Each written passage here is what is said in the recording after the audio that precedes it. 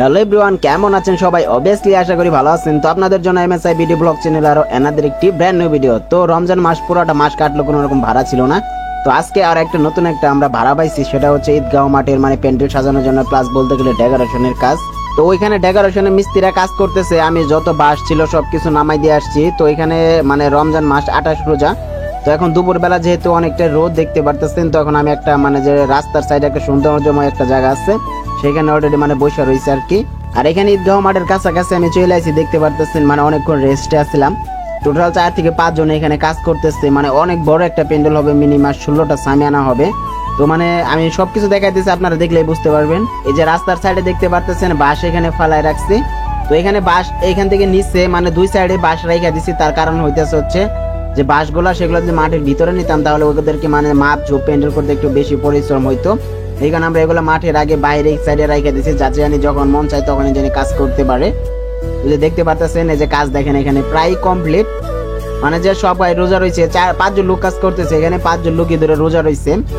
তাদেরকে ওইরকম কোনো সার্ভিস দিতে পারতেছি না, ঠান্ডা জাতীয় কোনো কিছু আইনা দিতে পারতেছি না, তার কারণ হচ্ছে রমজান মাস। আর এখানে দেখেন মানে যে মানে অনেক বড় একটা মাঠ, আমি আপনাদেরকে ভালোভাবে দেখাই দিতেছি, আপনারা বুঝতে পারবেন না না দেখলে। দেখেন এই সাইড থেকে এই সাইড পর্যন্ত পর্যাপ্ত পরিমাণ জায়গা। আর এটা সম্পূর্ণ ভিডিও আমি আপনাদেরকে দেখাবো। এখন তো মানে যে খাঁচা করা হইতেছে বাঁশ দিয়ে, তারপরে যে তাবুগুলো টানানো হবে ওইগুলো আমি আপনাদেরকে দেখাবো।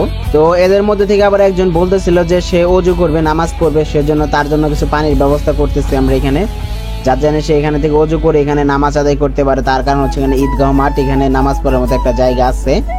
তো এইখান থেকে শুরু করে লাস্ট পর্যন্ত টোটালি সম্পূর্ণ মাঠ আমাদেরকে কভার করতে হবে। তো যে সামিয়ানাগুলো আমরা মানে ব্যবহার করতেছি, যে দুই সাইডে যে জায়গা যে থাকবে বেশি, সেগুলো মানে আমাদেরকে মানে যে সামিয়ানা দিয়ে টোটালি মানে ভরাট করে দিতে হবে।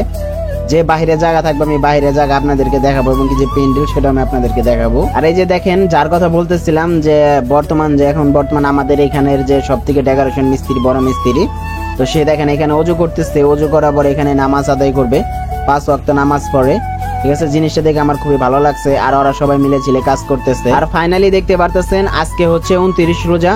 তো 29 রোজার সময় সকালবেলা জরা তাবুগুলা প্রায় মানে শেষ করে ফেলেছে টানাইয়া, আমার ঘুমাইতে করতে দেরি হয়েছিল।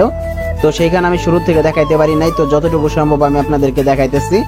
তো আমরা কাজটা অতি তাড়াতাড়ি শেষ দিয়ে দিচ্ছি। আর কতটুকু প্যান্ডেল হইতেছে আপনারা উপর থেকে অবশ্যই দেখতে পারতেছেন।